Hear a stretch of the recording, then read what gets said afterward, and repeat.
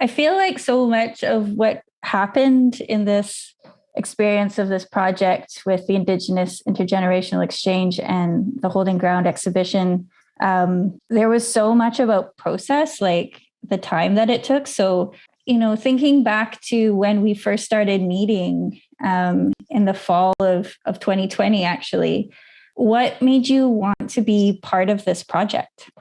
Yeah, I've really been doing a deep dive into institutional relationships with Indigenous peoples and kind of making the demand that institutions start to uphold and direct resources towards Indigenous peoples rather than continue to be extractive, which the historical relationship has been one of complete and utter extraction. So the conversations that we had in regards to this exhibition were, how do we make an exhibition? How do we structure an exhibition and an engagement on Indigenous issues with Indigenous peoples that is aligned more with Indigenous needs and a true Indigenous expression, not just bringing, like in the past, galleries have brought in Indigenous artists, but they've exhibited them in a completely colonial platform and way of interpreting what the works are and how they're consumed and who the audience is and how they're valued. So when we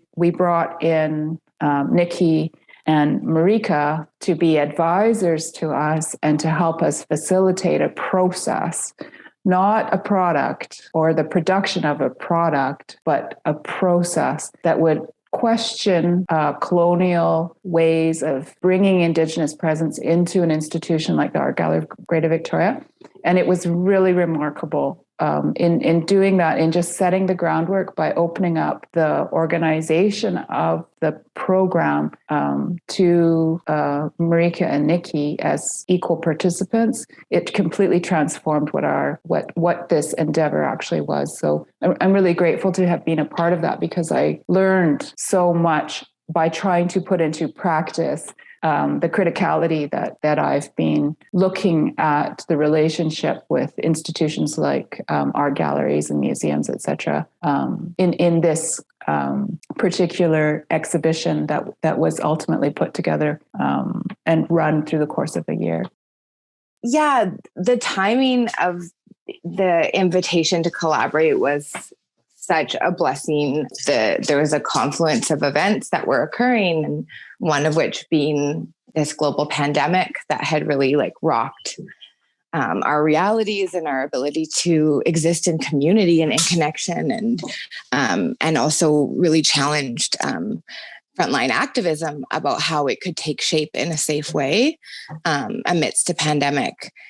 And the other factor that was really significant for me was the culmination of 2 weeks of occupying the Victoria Parliament in solidarity with Wet'suwet'en, and that was led by Indigenous youth from 34 different nations.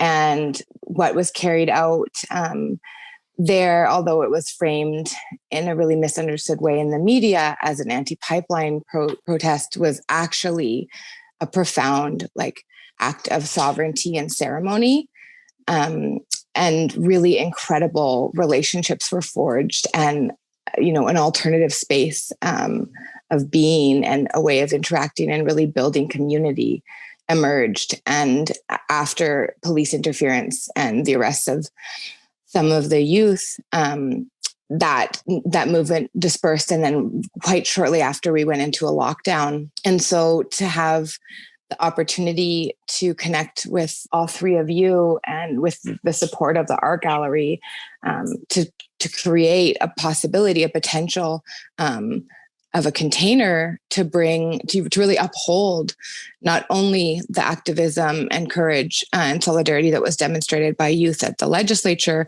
but by Indigenous women for generations and generations, to bring that together. It felt like this beautiful kind of beam of sunlight during a very, very dark time. And the other piece of that is that bringing together the intersections of activism and land defense and sovereignty movements with art, right? And with storytelling and joy. And that was just such a gift at such an uncertain and difficult time? Yeah, for me, the invitation to be a part of this project came at a time when I was choosing to not be involved in very many things. But also one of the main aspects to the project that Marianne pitched was the creation of collaborative curtain, which happens to be a art form that I have been really studying and focusing on for the last few years, and wanting to keep that art form alive and healthy in our communities. And I've been studying and learning about that in my own community, the role and the importance of curtains and the care of them, and all of those elements really inspire and excite me. So the idea of working on a curtain together seemed like just a wonderful healing project to be a part of. I also, went down and participated for a little bit with some of the ceremony down at the ledge. And for me, as someone who's an artist, usually that processing and digesting involves creative expression. It involves creating projects that help to digest and process those things that have happened. So it was just kind of like a perfect fit for me. And I'm really grateful that I did agree to be involved, because it kind of put the holding ground and our process together, and our commitment to see this through in the best way possible really pulled me out of a place of deep inactivity and got me moving again in the community and with other artists, which I feel really, really appreciative of.